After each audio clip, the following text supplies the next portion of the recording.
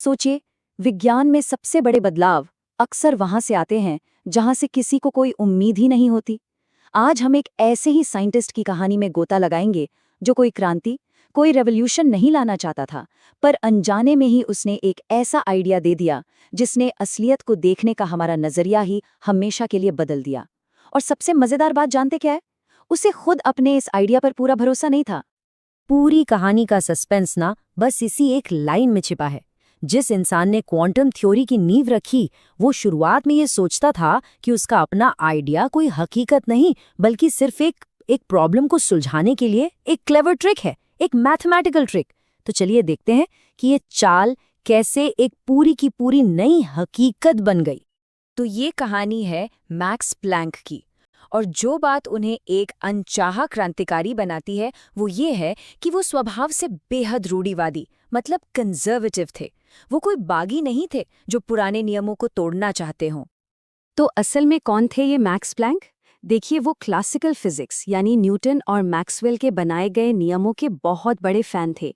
उनका मकसद उन सिद्धांतों को उखाड़ फेंकना नहीं था, बल्कि वो तो उन्हें बचाना चाहते थे और मजबूत करना चाहते थे। वो तो बस थर्मोडायनामिक्स की एक प्रैक्टिकल प्रॉब्लम को सुलझाने में लगे हुए थे। और यही जो प्रैक्टिकल प्रॉब्लम थी ना, वो क्लासिकल फिजिक्स के लिए बहुत बड़ा सिरदर्द बन गई थी। उस वक्त के साइंटिस्ट एक ऐसी पहेली से जूझ रहे थे जिसका जवाब उनके पास मौजूद किसी भी नियम से, किसी भी थ्योरी से मिल ही नहीं रहा था। ये प्रॉब्लम जुड़ी थी ब्लैक बॉडी रेडिएशन से। अब ये नाम सुनने में थोड़ा मुश्किल लग सकता है, लेकिन इसका मतलब बहुत आसान है। जब कोई चीज गर्म होती है तो उससे रोशनी निकलती है ना? जैसे लोहे का कोई टुकड़ा जब गर्म होता है तो लाल हो जाता है। ये असल दुनिया की एक इतनी आम घटना थी कि उस समय की फिजिक्स को इसे आसानी से समझा देना चाहिए था, पर ऐसा हो नहीं पा रहा था। और यहीं पर आकर क्लासिकल फिजिक्स की गाड़ी पूरी तरह से पटरी से उतर गई। इसे अल्ट्रावायलेट कैटास्ट्रोफी या पराबैंगनी तबाही का नाम दिया गया। देखिए, क्लासिकल थ्योरी के हिसाब से गर्म चीजों से निकलने वाली एनर्जी की कोई लिमिट ही नहीं होनी चाहिए थी, इनफाइनाइट एनर्जी। लेकिन असल दुनिया में तो हम सब जानते हैं कि ऐसा बिल्कुल नहीं होता। मतलब थ्योरी और असलियत में जमीन आसमान का फर्क था। कुछ तो बहुत बड़ी गड़बड़ थी। तो इस मुसीबत से निकलने के लिए प्लैंक ने एक ऐसा दांव खेला, एक ऐसा कदम उठाया जिसे उन्होंने खुद एक मैथमेटिकल ट्रिक माना। ये एक तरह से हताशा में उठाया गया कदम था, एक ऐसा आइडिया जो उस वक्त की सोच के बिल्कुल खिलाफ था। पहले साइंटिस्ट्स एनर्जी को एक रैम्प जैसा मानते थे, एकदम स्मूथ, कंटिन्यूअस, जैसे आप एक रैम्प पर कहीं भी खड़े हो सकते हैं, हर पॉइंट पर। लेकिन प्लैंक ने सोचा, क्या हो अगर एनर्जी रैंप की तरह नहीं बल्कि सीढ़ियों की तरह हो? मतलब आप या तो पहली सीढ़ी पर हो सकते हैं, या दूसरी पर, या तीसरी पर, बीच में कहीं नहीं।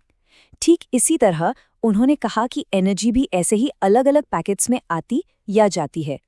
और ऊर्जा के इन्हीं खास अलग अलग पैकेट्स को प्लैंक ने एक नाम दिया, क्वांटा। और यहीं से क्वांटम शब्द की शुरुआत हुई।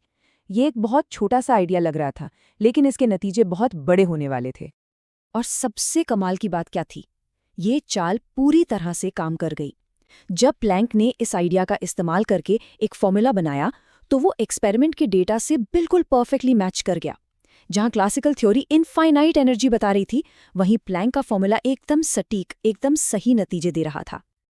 अपने इसी काम के दौरान प्लैंक ने प्रकृति के एक नए फंडामेंटल कांस्टेंट की भी खोज की, जिसे आज हम प्लैंक का स्थिरांक या एच कहते हैं। ये एक बहुत ही छोटी संख्या है, लेकिन यही पूरी क्वांटम दुनिया की नींव है। यही तय करती है कि एनर्जी की वो सीढ़ी का हर स्टेप कितना बड़ा है। अब प्लैंक ने तो भले ही इसे एक टेम्पररी जुगाड़ माना हो, लेकिन विज्ञान की दुनिया के लिए ये एक चाल से कहीं कहीं ज्यादा था। ये एक नई हकीकत की तरफ पहली छलांग थी, एक क्वांटम लीप। जरा सोचिए, इसका मतलब कितना गहरा था। अगर एनर्जी पैकेट्स में है, तो इसका मतलब ये हुआ कि सबसे छोटे लेवल पर, एटॉमिक लेवल पर, दुनिया वैसी नहीं है जैसी हमें दिखती है। चीजें स्मूथली नहीं बदलती, बल्कि एक लेवल से दूसरे लेवल पर जंप करती हैं, कूदती हैं। ये आइडिया ही अपने आप में एक बहुत बड़ी क्रांति था। तो ये अनजाने में हुई क्रांति आखिर फैली कैसे?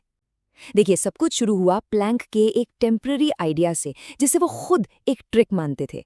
फिर वो फॉर्मूला पूरी तरह काम कर गया। इसके बावजूद प्लैंक को यही उम्मीद थी कि यार इसका कोई क्लासिकल सोल्यूशन जरूर मिल जाएगा। लेकिन दूसरे साइंटिस्ट ने इस आइडिया को हाथों हाथ लिया और देखते ही देखते ये चाल फिजिक्स की एक पूरी नई ब्रांच क्वांटम फिजिक्स की नींव बन गई। और इस तरह किसी बड़े धमाके या शोर शराबे के साथ नहीं, बल्कि बहुत ही चुपचाप एक ऐसे आइडिया के साथ जिसे उसके अपने बनाने वाले ने भी पूरी तरह सीरियसली नहीं लिया था, क्वांटम फिजिक्स का युग शुरू हो गया। मैक्स प्लैंक ने अनजाने में ही हकीकत के नियमों को हमेशा हमेशा के लिए बदल दिया था। तो प्लैंक की ये कहानी हमें एक बड़ी दिलचस्प बात सिखाती है कि कैसे कभी-कभी एक छोटी सी टेम्परेरी लगने वाली चाल भी विज्ञान की सबसे गहरी सच्चाइयों का दरवाज़ा खोल सकती है। और ये हमें सोचने पर मजबूर करती है कि आज के साइंटिस्ट्स अपनी समस्याओं को सुलझाने के लिए ऐसी कौन सी ट्रिक्स या जुगाड़ इस्तेमाल कर रहे हैं जो शायद कल की एक बिल्कुल नई हकीकत को हमारे सामने ले आएं। वीडियो देखने के लिए बहुत धन्यवाद।